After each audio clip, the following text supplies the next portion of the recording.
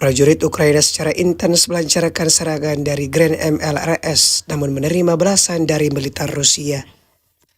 Rekamannya ramai beredar di media sosial Telegram pada Selasa 2 Juli 2024. UAV pengintai Rusia militer target dan mengerahkan amunisi yang berkeliaran. Militer Ukraina yang mengharapkan keberhasilan serangan mereka dari Grand MLRS terhadap posisi Rusia tidak menyangka bahwa tindakan mereka akan langsung diketahui. UAV pengintai Rusia dengan cepat menemukan target dan mengirimkan koordinatnya. Setelah koordinat diterima, pejuang Rusia segera mengirimkan amunisi ke sasaran dan menghancurkan senjata Ukraina.